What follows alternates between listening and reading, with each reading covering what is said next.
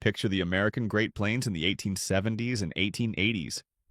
A sea of grass stretching from horizon to horizon, broken by nothing but wind and sky. No forests, no stone quarries, no lumber yards within 100 miles. A man and his family have just stepped off a wagon with a government land claim in one hand and almost nothing else in the other. They needed shelter before the first winter killed them, and so they looked down. At the ground beneath their feet, at the thick root-tangled prairie sod that had been building for 10,000 years. Dense, fibrous, nearly indestructible. They cut it into bricks. They stacked those bricks into walls. They laid more sod across timber poles for a roof. And they called it home. The sod house, or soddy as the settlers called it, became the defining shelter of the American frontier. Across Nebraska, Kansas, the Dakotas, and the Oklahoma Territory, hundreds of thousands of these earth-built homes rose from the plains between 1860 and 1900. They were not built out of romance or tradition. They were built out of necessity, ingenuity, and a will to survive in one of the most unforgiving landscapes on Earth. To Eastern visitors, they looked like graves. To the families who lived in them, they were something else entirely. They were the first chapter of a new life. This is what that life looked like. The first thing a settler needed was a breaking plow, a heavy, specially designed blade that could cut through the interlocked root systems of bluestem and buffalo grass without tearing the sod apart. Pulled by a team of oxen, it sliced the earth into long, continuous ribbons roughly 3 inches deep and 12 inches wide. These ribbons were then cut crosswise into blocks about 2 feet long. Settlers called them Nebraska marble. Each block weighed somewhere between 50 and 100 pounds. A single-room soddy required roughly an acre's worth of cut sod, somewhere between 3,000 and 4,000 individual bricks, all of it cut, hauled, and laid by hand. The walls went up in a running bond, just like fired brick, with each course staggered over the joints below. Grass side down on the lower courses, grass side up near the top, where the roots would continue to grow and bind the wall together from the inside.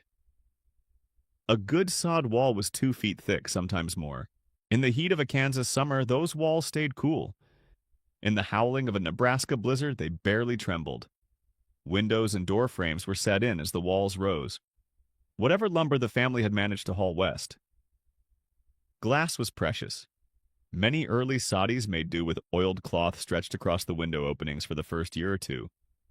The roof was the greatest challenge. Without timber, there was nothing to span the gap.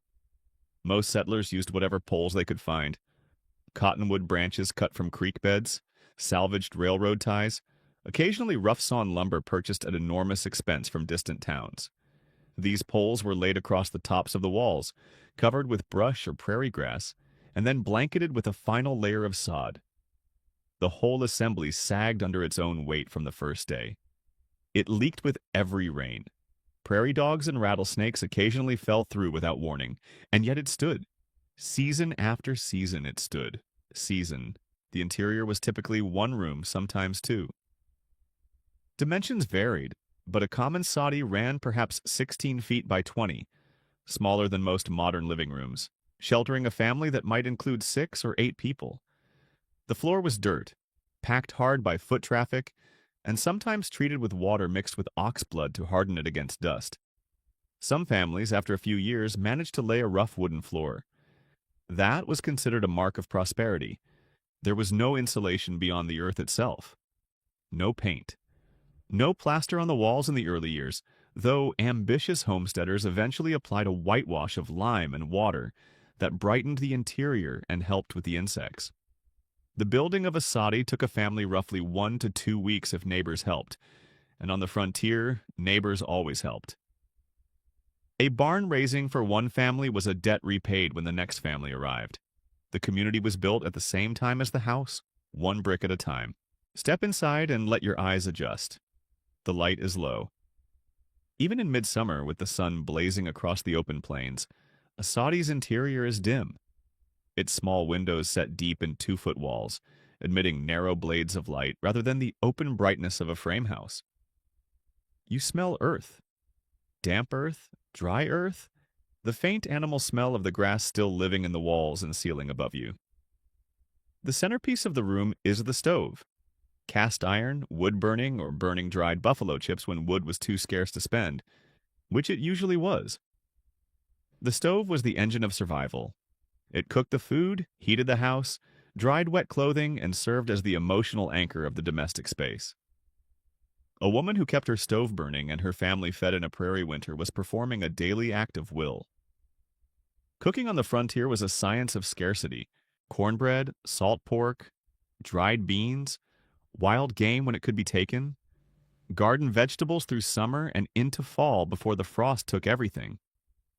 Preserving food was not optional. It was the difference between living and starving. Root cellars dug beneath the soddy floor or cut into the hillside nearby stored potatoes, turnips, and canned goods through the winter months.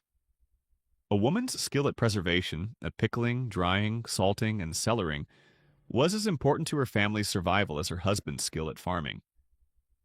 The furniture was minimal and often improvised. A table, usually rough-hewn, chairs or benches, a bed frame if they were fortunate enough to have hauled one west.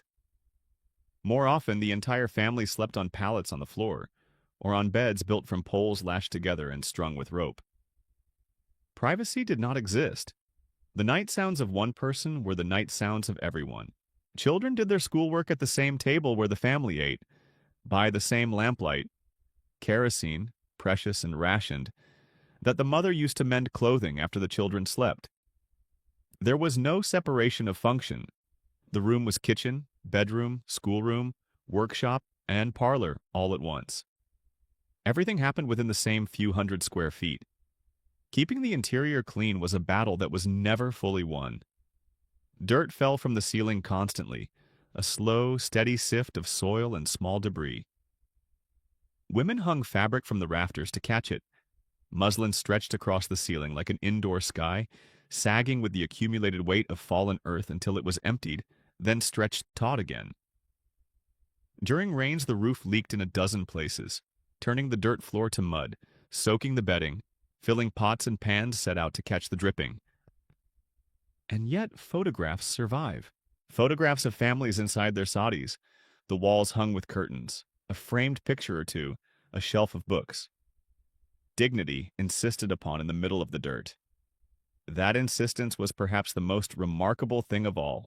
The Great Plains were not indifferent to the people who settled them. They were actively hostile. Winter arrived on the northern plains with a violence that settlers from Ohio or Pennsylvania had no framework to understand. The blizzard of 1888, the one settlers called the School Children's Storm, killed hundreds of people in a single afternoon. Temperature drops of 50 degrees in hours, winds that reduced visibility to zero within minutes. Cattle found dead standing upright, frozen in place where the storm caught them. Children who stepped outside to walk home from school and were found in the spring, 100 yards from their own front door. The Sadi, paradoxically, was one of the safest places to be. Those 2-foot walls held heat with a stubbornness that a wooden frame house could not match. A family huddled around their stove in a sealed Sadi, burning whatever fuel they had managed to stockpile, could survive a week-long blizzard that would have been fatal in a thinner structure. The earth itself became armor. Summer brought different terrors. Heat that reached 110 degrees on the open plains, driving temperatures inside the Sadi into the 90s. Cooler than outside, but still punishing. Drought came in cycles, burning the crops to straw, drying the creeks, turning the sky yellow with dust. Then lightning fires racing across the dry grass faster than a horse could run, consuming everything in their path. Families plowed fire breaks around their homes and prayed. And then there were the grasshoppers. The plague of 1874 remains one of the most staggering natural disasters in American history. Swarms so thick they blocked the sun. They ate the crops in hours. They ate the harness leather off the horses. They ate the wooden handles of tools. They fell into wells, contaminating the water. They were so deep on the ground in some places that wagon wheels could not grip the road. Families who had spent 3 or 4 years building their homestead watched it consumed in a single afternoon. The interior of the soddy offered its own biological hazards, independent of the weather outside. The walls and ceiling were habitat. Mice nested in the sod. Bedbugs were nearly universal. Snakes, particularly bull snakes and rattlesnakes, entered through any gap they could find, attracted by the rodents living in the walls. There are accounts of women killing rattlesnakes inside their homes with a hoe while their children stood on the furniture. Centipedes, spiders, fleas, the slow psychological weight of creatures sharing your sleeping space every night, season after season. The settlers endured it because the alternative was to leave, and leaving meant failure, meant losing the land claim, losing the years already spent, losing the future they had crossed a continent to find. Endurance was not a virtue on the frontier, it was a practical calculation. They stayed because leaving cost more than staying, even when staying cost everything. No family survived the frontier alone. This was not sentiment, and it was engineering. A single family could not harvest a wheat crop before it turned, could not retrieve a wagon from a creek crossing without other men at the wheels, could not survive a medical emergency, a prolonged illness, a season of bad luck without the material support of people who understood exactly what bad luck on the frontier meant because they were living it too. Community on the plains was built from scratch, the same way the Saudis were. There was no existing infrastructure of churches and schools and social organizations waiting for the settlers. They had to make all of it themselves, and they did. Churches met first in homes, then in the larger Saudis of whoever had managed to build one, then eventually in dedicated sod church buildings. Some of them quite large, capable of holding 100 people, with sod walls 3 feet thick and a rough wooden floor laid over the earth. Schools followed the same pattern. A teacher, often a young woman barely older than her oldest pupils, hired by a school district that existed only on paper, teaching in a single sod room with a dirt floor and a cast-iron stove. The children brought their own fuel, buffalo chips or twisted hay, to keep the stove burning through the winter months. Education on the frontier was a communal act. The entire settlement had to want it and support it for it to exist at all. Social life organized itself around work. Quilting bees, barn raisings, corn huskings. Any task large enough to require many hands became a social occasion because there was no other way to accomplish either the work or the socialization. The music that came out at the end of those long workdays, fiddles, harmonicas, singing in the dirt outside the soddy while the stars came out across the immense sky, was not incidental to frontier life. It was what held people together when the landscape and the weather were constantly trying to push them apart. And all the while, through the hard work and the hardship and the community singing and the rattlesnakes falling through the ceiling, families were saving. Saving for lumber. Saving for a wooden house.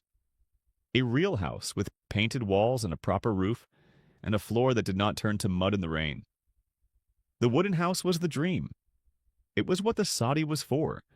It was the first chapter, the difficult one, the proving ground. When a family finally raised a frame house on their claim, the soddy often did not disappear. It became a barn, a root cellar, a tool store. The earth reclaimed it gradually, the walls softening and slumping back into the prairie it had come from. But the family moved into the light, into windows that let the sun in, into rooms with doors that actually closed.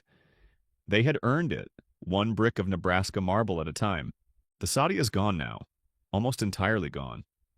The earth that built them reclaimed them without ceremony, and the plains where hundreds of thousands of these homes once stood show almost no trace that they were ever there. Occasionally a slight depression in a field, a scatter of old glass, a lone cottonwood growing in a place where someone, long ago, carried water to a sapling and willed it to live. What these houses and the people who lived in them tell us is something important about the relationship between human beings and the landscape they inhabit. The frontier settlers did not conquer the land. They negotiated with it. They took what it offered, its deep grass, its thick soil, its ancient root systems, and turned that offer into shelter. They used the land to survive the land. They also tell us something about endurance without romance. The sod house was not a charming rustic experience. It was hard, dark, wet, insect-ridden, and exhausting. The people who lived in these homes were not performing a lifestyle. They were trying to stay alive long enough to build something better. And most of them did. The children who grew up sleeping on dirt floors, who did their lessons by kerosene light, who killed rattlesnakes before breakfast. Many of them lived to see their own children grow up in proper houses, in towns with schools and hospitals and paved streets. The Saudi was the price of admission, and they paid it without flinching.